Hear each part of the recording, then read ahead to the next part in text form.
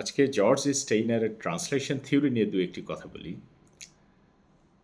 George Steiner Franco American professor, comparative literature ডিপার্টমেন্টের professor, দার্শনিক, তারপর তিনি ভাষাবিদ ছিলেন, সাহিত্য সমালোচক ছিলেন, ঔপন্যাসিক ছিলেন, শিক্ষাবিদ ছিলেন। অর্থাৎ অনেক গুণের মানুষ তিনি। লিখেছেন সারাটা জীবন, দীর্ঘ জীবন পেয়েছেন। জন্মেছিলেন ১৯২৯ সালে, মারা গেছেন ২০২০ সালে।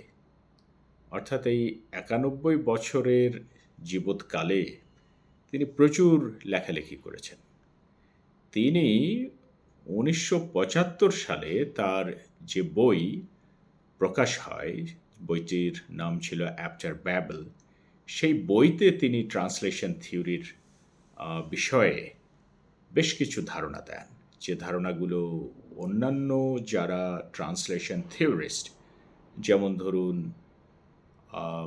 জন ড্রাইডেন, তারপর দেরিদা, গায়ত্রী চক্রবর্তী স্পিভ্যাক, লেফেভিয়ার, এদের চাইতে বেশ ভিন্ন তার ধারণাগুলো। তো কিভাবে ভিন্ন আমি সেটাও বলবো এখানে। তো জর্জ স্টেইনার যে বইয়ের নামটা দিলেন আফটার ব্যাবেল, সেটার পেছনেও একটা মিথ আছে, যে মিথটা তিনি নিয়েছিলেন বাইবেলের ওল্ড টেস্টামেন্ট থেকে, যেখানে আছে যে নোয়ার মহাপ্লাবনের পর মানুষরা শিনার নামক এক শহরে, যেটি ব্যাবিলনে অবস্থিত, মেসোপটেমিয়ান সিটি, সেখানে একটি টাওয়ার নির্মাণ করতে শুরু করে। তাদের উদ্দেশ্য ছিল একেবারে ঈশ্বরের কাছে পৌঁছে যাওয়া। এত উঁচু টাওয়ার তারা তৈরি করবেন। ঈশ্বর তখন মানুষের এই স্পর্ধা রুখে দেওয়ার জন্য তিনি তাদের মধ্যে বৈচিত্র্যময় ভাষা সঞ্চারণ করলেন। অর্থাৎ এর ফলে দেখা গেল, যারা আগে একই ভাষায় একে অপরের সঙ্গে কথা বলতো, একে অপরকে বুঝতো, তারা হঠাৎ করে একে অপরের কাছে দুর্বোধ্য হয়ে গেল। একজনের ভাষা আরেকজন বুঝতে পারছে না। এটা ঈশ্বরেরই কারসাজি। তখন এরা আর টাওয়ার নির্মাণ করতে পারল না। এরা নানান দিকে ছড়িয়ে পড়ল। অর্থাৎ যারা যারা একটি বিশেষ ভাষায় কথা বলে তারা একদিকে চলে গেল, আবার অন্য যারা আরেকটি বিশেষ ভাষায় কথা বলে তারা একদিকে চলে গেল। এভাবে সবাই ছড়িয়ে পড়ল। অর্থাৎ ভাষা শুধু কানেক্ট করে না, ভাষা কিন্তু বিচ্ছিন্নতাও তৈরি করে। সেটা এই মিথের মধ্যেই আমরা দেখছি, যে ভাষা কিন্তু শুধু কানেক্ট করছে না।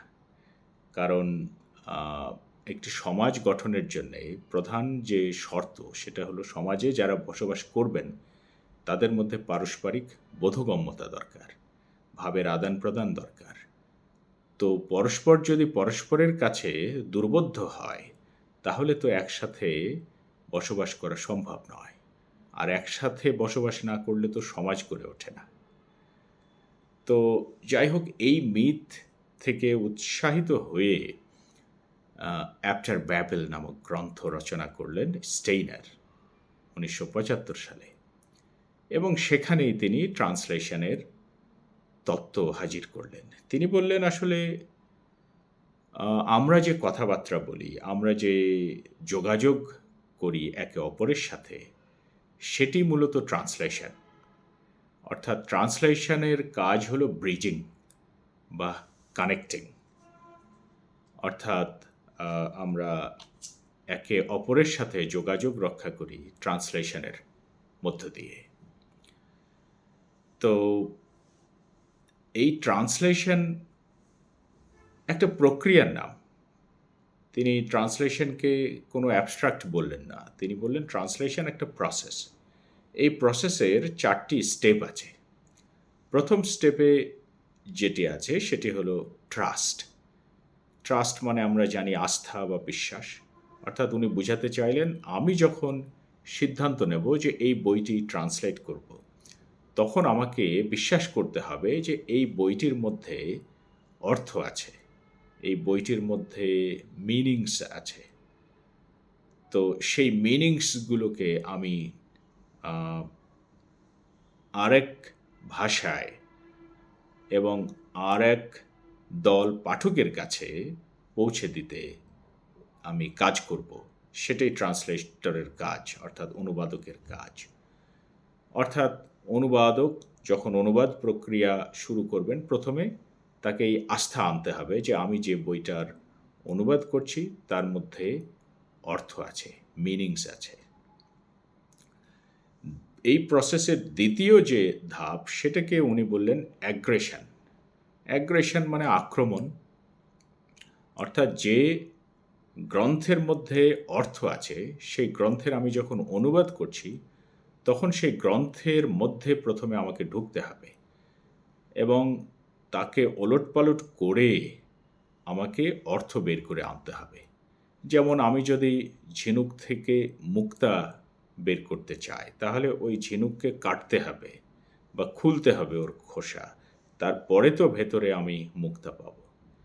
তো এই মুক্তা আহরণ করতে গিয়ে আমাকে ওই ঝিনুককে হয়তো হত্যা করতে হচ্ছে।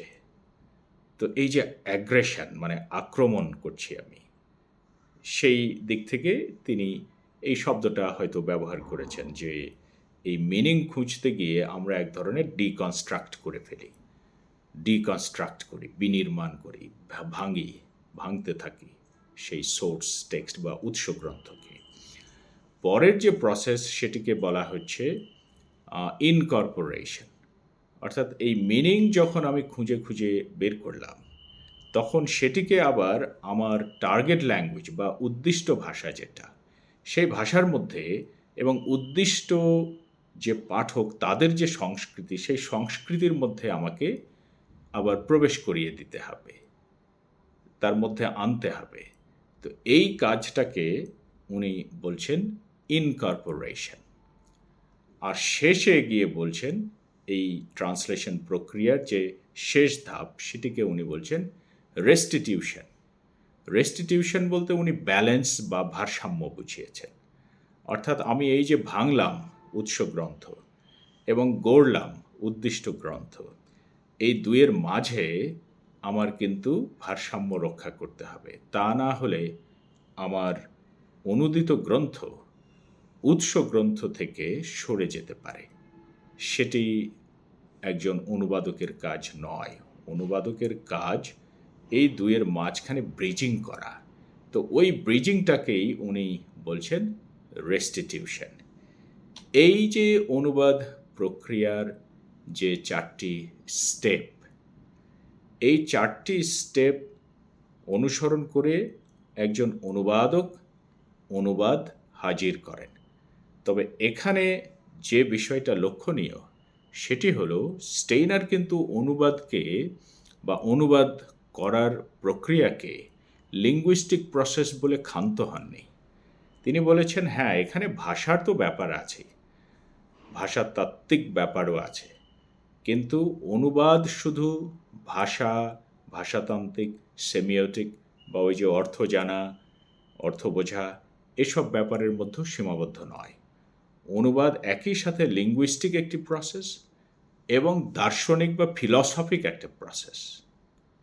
এই দুইয়ের চমৎকার যে সমন্বয়, এই সমন্বয় যে অনুবাদক ঘটাতে পারেন, তিনি সার্থক অনুবাদক, এবং যে অনুবাদে ঘটাতে পারেন, সেই অনুবাদটি হলো সার্থক অনুবাদ। অর্থাৎ অনুবাদ প্রক্রিয়া একই সাথে লিঙ্গুইস্টিক এবং সেই সাথে দার্শনিক। এই লিঙ্গুইস্টিক এবং ফিলসফিক, এই দুইয়ের সমন্বয়েই একটি অনুবাদ পূর্ণতা লাভ করে। এটি আসলে জর্জ স্টেইনারের ট্রান্সলেশন থিওরির মূল বক্তব্য। এটির ব্যাখ্যা আমি এর পরবর্তী এপিসোডে হাজির করব, যে অনুবাদ কিভাবে দার্শনিক একটি প্রক্রিয়াও বটে।